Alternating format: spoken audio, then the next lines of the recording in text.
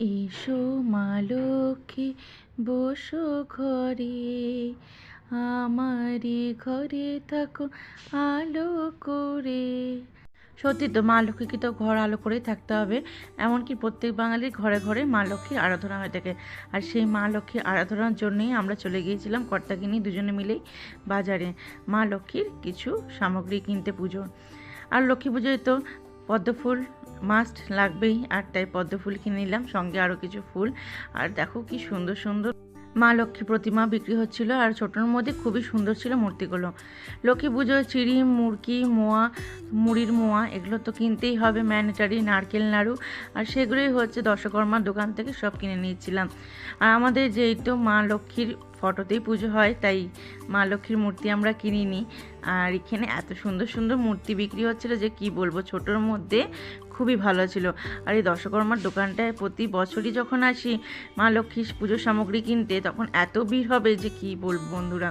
আর এরপরে আলপনার একটা স্টিকারও কিনে নিল। দুর্গাপুজোর ঠিক 3-4 দিন পরে আসে লক্ষ্মী পুজো, আর এতে এতে লক্ষ্মী পুজো দিনটিও চলে এলো। সন্ধ্যেবেলায় যেহেতু পূর্ণিমা লেগেছিলো, তাই বিকেলের দিকে একটু আর কি আলতা পরে নিলাম।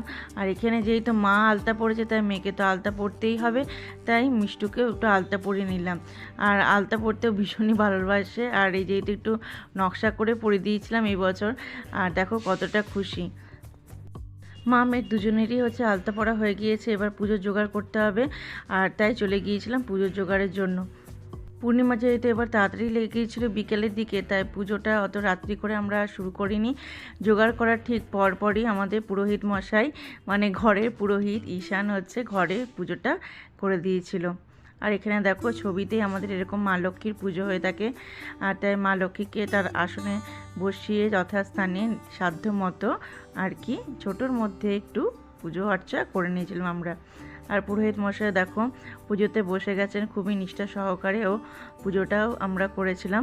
আর পাশে দেখো আমার জ্যান্ত মা লক্ষ্মী, ওকেও টুল দিয়ে বসে দিয়েছিলাম, আর ও বসেছিল চুপচাপ, আর কীরকম আশীর্বাদের মতো হাতটাও করেছিল।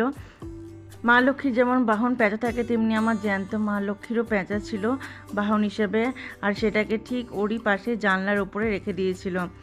পুজো করার পর এক নিষ্ঠা সহকারে আরতিও করে নিচ্ছিল ঈশান, আর মিষ্টু সেখানে ঠায় পায়ে বসেছিল যতক্ষণ না পুজোর সব অনুষ্ঠান আর কি ঠিকঠাকভাবে পালন করা হয়।